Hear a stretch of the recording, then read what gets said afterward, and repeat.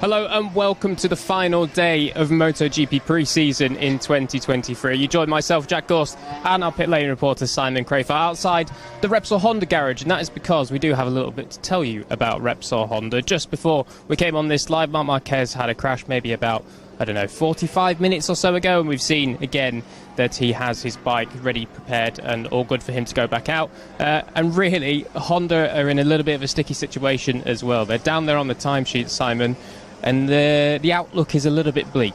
Well, time has run out, as you pointed out, and we knew it was going to, and we were hoping that HRC could bring something for all the Honda riders before the season kicks off, but it doesn't look good. We've got a couple of hours to go, really, and most people are out there testing what they believe they're going to race, and doing racing simulations, and we've seen some very impressive ones, and doesn't feel like Honda in that camp at all, and they're not alone really, but it doesn't look good. Yeah, they're definitely not alone. I mean, Marc Marquez last night admitted to us on the After the Flag show that even in sprint pace simulation, they're, roughly 0.5 seconds off where they need to be, which is Ducati, essentially. As we did mention, they're certainly not alone in that bag of struggling. We know that KTM are also struggling as well. But there is at least a little bit of life in there with Brad Binder. Yeah, right. A few moments ago, when we were walking over to do this, Brad jumped from, 142 into the 38, so a second and a bit faster. So they have found some direction, and I'll be honest, I was expecting this. I just didn't think it would take so long, and hopefully it is the beginning of the march forward, because KTM until now have had a torrid time at this test. Really, they haven't achieved what they and I expected, all of us, because with the new engine that we've told you about, that sounds different, and the riders have all liked. They've bought new chassis, new aero that looks fantastic, and it hadn't given them the step forward that they wanted until we've seen Brad make a bit of a step forward. So hopefully it's the beginning of the slow march up the time screens that I do expect. Yeah, we do hope to see that, of course. KTM, they told us before the test started that they wouldn't really have any new parts here, just that engine really to try. And obviously now it's just about kind of putting together the perfect concoction for that 2023 bike. I've seen them testing chassis today, different chassis. Okay. They're still trying to figure out that secret combination. Well, I wonder then if maybe that new chassis was what allowed Binder to make some steps. You never know. In terms of other KTM people as well, we have to talk about Jack Miller, because I'm sure there's a lot of Australian fans out there around the world that are wondering what's going on with Jack at the moment. It seems still that he's just hit that kind of blockade and isn't able to go any faster. I didn't expect Jack to set the world on fire straight away. I think give him some time. It was more Brad and maybe Pole that I fully expected to do something on the KTM straight away. Brad is going to take Jack is going to take some time to adapt himself, from years on the Ducati to jumping on the KTM, and I think it's going to take a couple of races before he's really figured it out. Yesterday was the first time they really spent time trying to get a bit of a race set up for him, yesterday and today.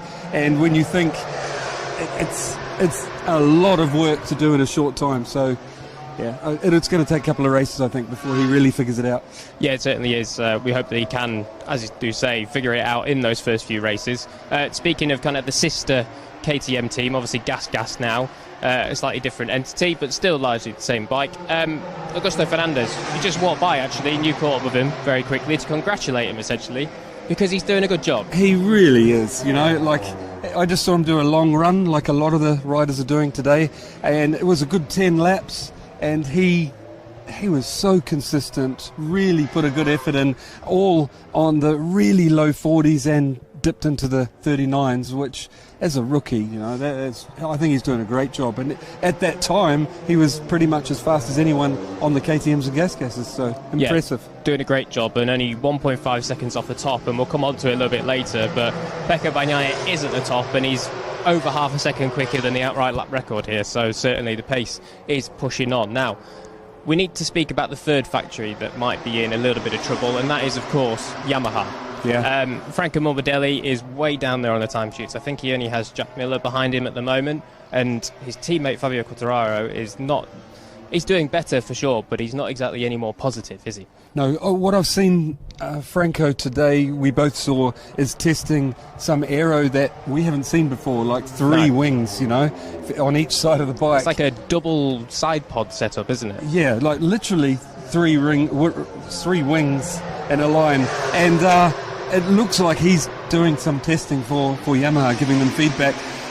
The strange thing, and not a good sign for me, Fabio rolled out this morning with last year's aero on it, you know, and when they've bought so much new stuff and thinking it was heading the right direction, you know, and then to roll out with last year's and go faster, he went faster on that on the 12th lap, and I was like, this is not a good sign, you know, when you kind of done a big circle and ended up at the end of all of that development and you go back to what you ran last year and go quicker. So it kind of paints the picture, I think, down at Yamaha. The engine is faster, but getting that whole package to work, like I've mentioned before, needs to in this era, you know, of aero.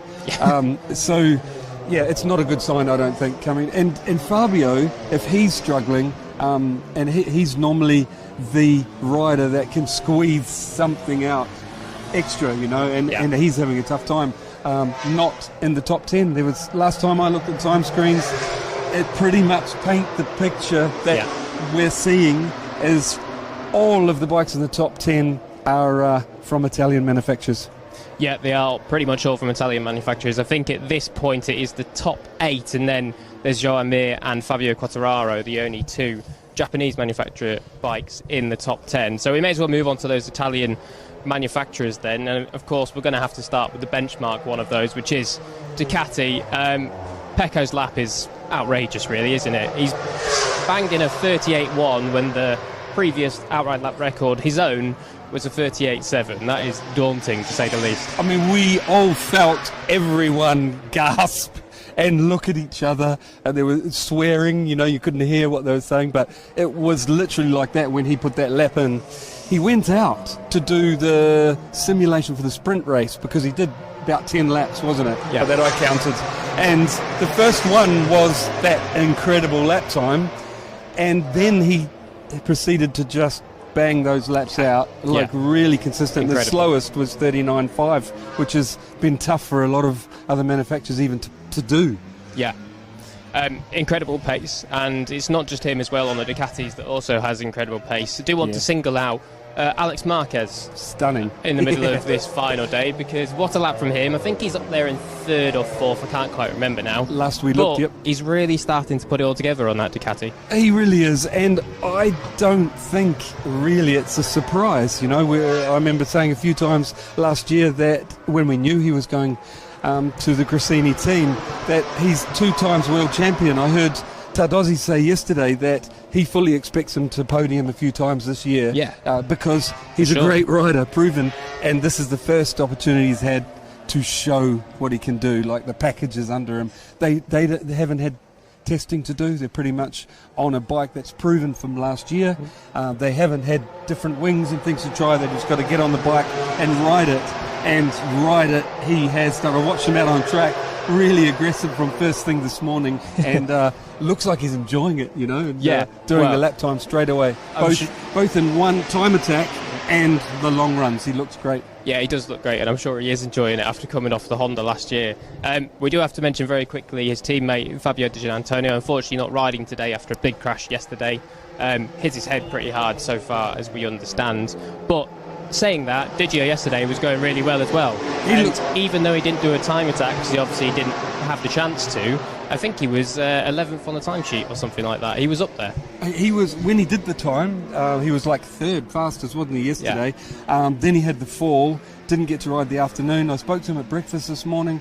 He said he'd banged his head, was a bit dazed, and thought it best not to continue today, but he sounded really positive, you know, what they've found. He's working with Frankie Carchidi, who is Mir's crew chief from last year and good friend of all of us, the Dorna crew, and Frankie is a clever guy, and I'm sure he's made a difference to figuring out how to get the package under DG that makes him happy.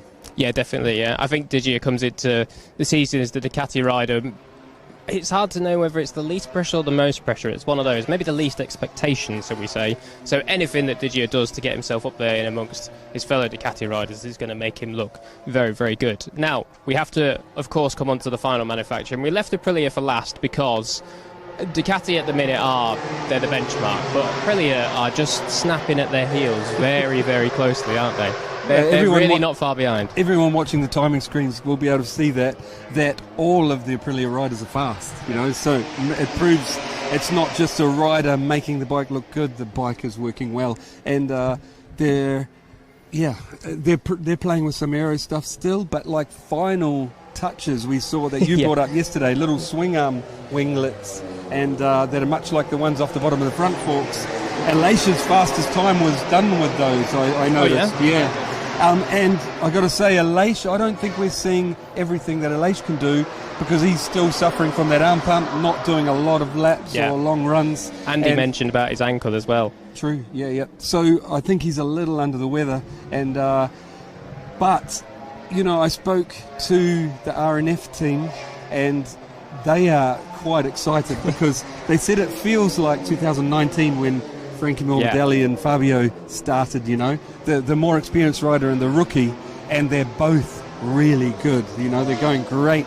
I think both Miguel and Raul Fernandez are going to surprise this year.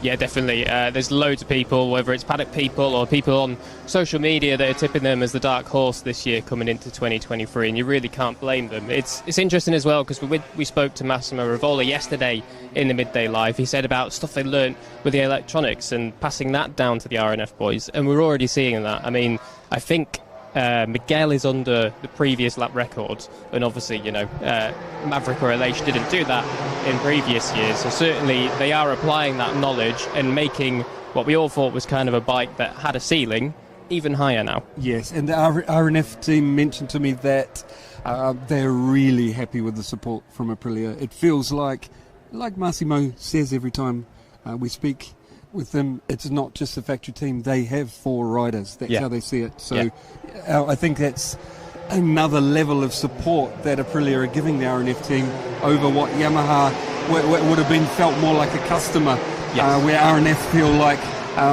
right beside the factory team. They're happy for the guys to do as well as their riders.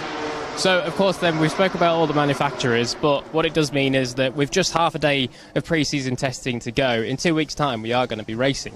Of course, the first piece of kind of race action will be the sprint on the Saturday, the MotoGP sprint, new for 2023. And Simon, I really wanted to kind of put you on the spot. And let's say I'm going to give you 3 names that you can pull out of a hat. Oh, great. That isn't Pecco Bagnaia. Okay. That is up there to win that sprint on Saturday. Win the sprint. If I'm not allowed to say Pecco, you're saying, because You're he's not allowed to clearly say looking Pecco. the best here. He is. Okay, so best of the rest. I mean, I know Zarco's up on the time screen, but I'm not going to pick him. Sorry, Zarco fans, because what I've seen is he does the really fast lap, but the long runs don't look as impressive. Right. I'd have to go with more. I mean, it's going. You say 3 names, so I'm going to say. This is hard, buddy. you really have put me on the spot. Stunning go. I mean, I have to go with Jorge Martin having a chance. Yep. Because both his time attack and his long runs have been great. And then I have to go with Alex Marquez. I know that's a long shot, but we're talking about. No, it's nice. But, then you've got to look at the Aprilia riders. But I wouldn't be surprised if it's one of the RNF riders. Miguel. He knows his track so well. Yeah, won here before. Yeah, won here on before. On a satellite team as well. I wouldn't be surprised before. if he's right there. And like I said last year, Miguel, I wouldn't be surprised if he's in the top 3 in the championship for the first part of this year, and then we'll see what happens. Yeah.